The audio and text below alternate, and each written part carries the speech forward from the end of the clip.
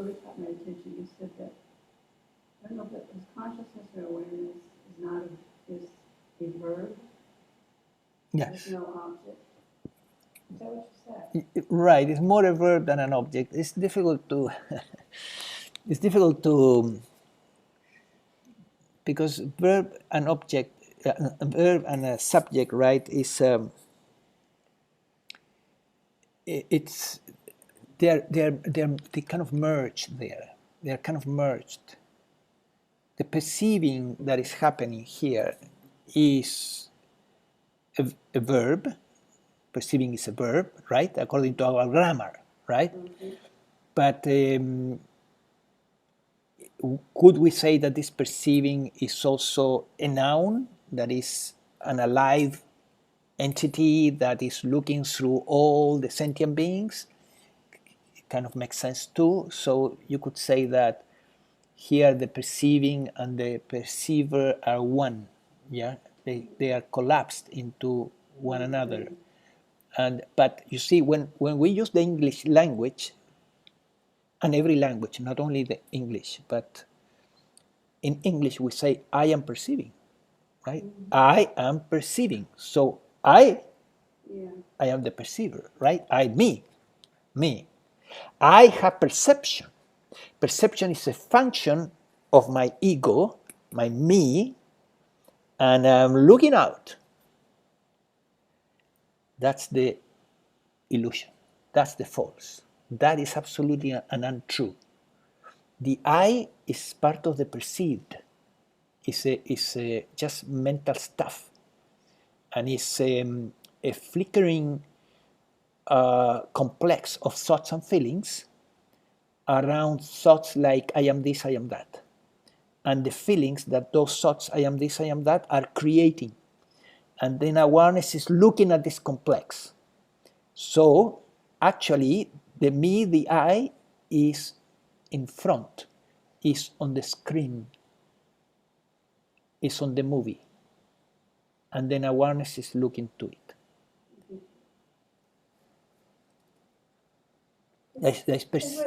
There's perceiving of that. We could say there is perceiving of this material. You get close to that, it's like a singularity. When you get close to it, you can't really use it.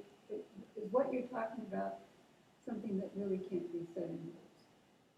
When you get close to, when you start talking about oneness, you really can't. You can't really talk. Yeah, oneness. The greatest approximation to talking about oneness is to see everything without language. If you remove language, then we see this, and we cannot name anything. So you could say also is to look without naming, without names, as if you have no names, no name for this or that, no names. If you have no names, you're not dividing. The mind stops dividing because the mind divides through names. By naming stuff, it divides. It names the chair, so it separates the chair from the rest of the universe in an illusion. The minute you stop naming everything, then you begin to see the oneness that is always there, but is being divided through the illusion of the mind naming. And that includes, obviously, naming this thing, this mind-body organism, and naming the universe outside. So when language goes all together, it's just this, right? Yeah. So in a way, when you say looking without naming anything, or looking without names, it's a pointer. Of course, it's not the experience, right? It's not the intuitive experience. It's a pointer to the intuitive experience of non-duality, where formless and form also collapse into one. Because if you don't have names, you don't have a name for awareness, the formless awareness, and the perceived universe, right? So you have, now you cannot divide the experience or the universe between awareness and things. You can't.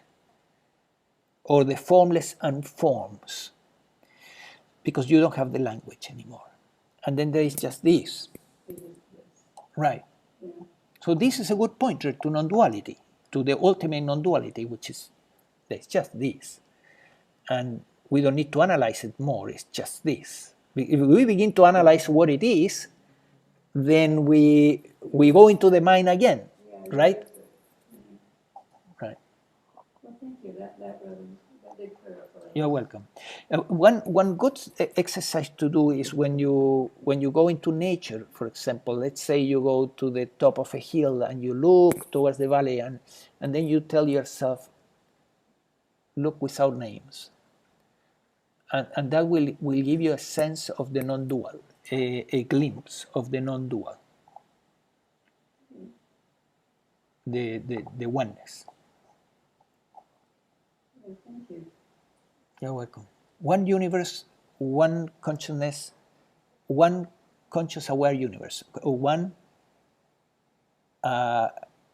aware universe, one aware universe. The universe is one aware universe. It's an aware universe. Huh, I like that. Huh? Aware universe. Yes, one big organism. It's a one big organism. One big organism, just this huge organism called universe. Aware of itself.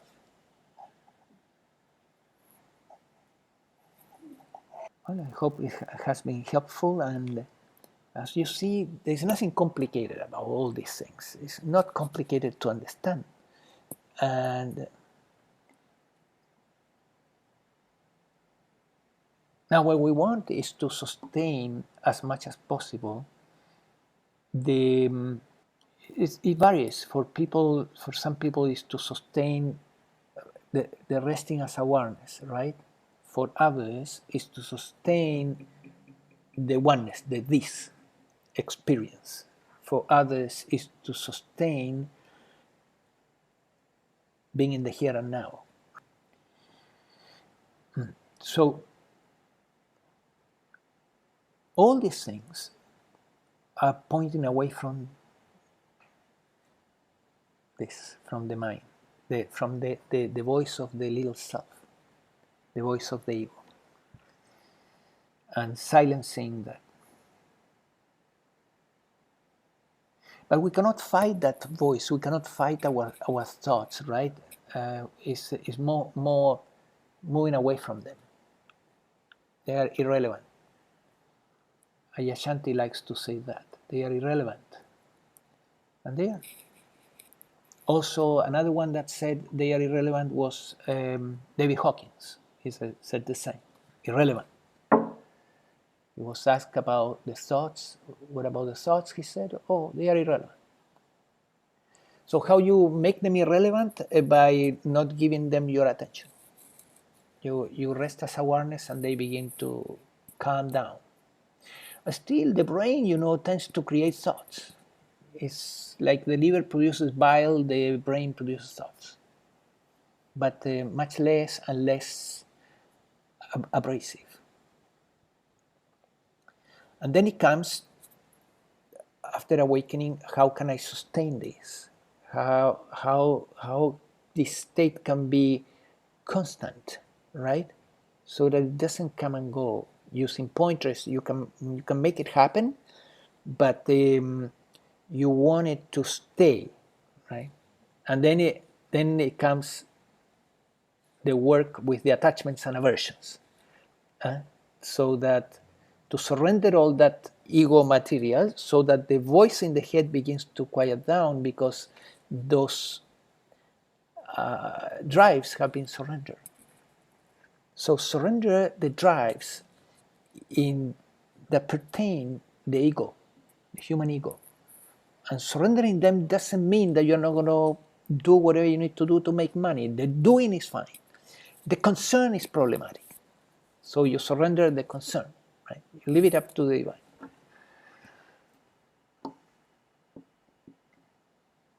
Last thing I would like to mention is if you're interested in requesting the first class on Psychology of Consciousness, which is a course on psychology of consciousness with emphasis in non-duality. If you are interested, please, it's free. So just ask for it. You go to our website, brainoptimization.com, and you request the class, and you will receive the links. And it's a 3-hour presentation that is very valuable for, I would say, understanding and consolidating the resting as awareness, which leads to awakening, definitely. You begin to rest as awareness, and that was my experience. I began by resting as awareness. It was something that I could, eventually I was able to do it anytime, and that led to awakening.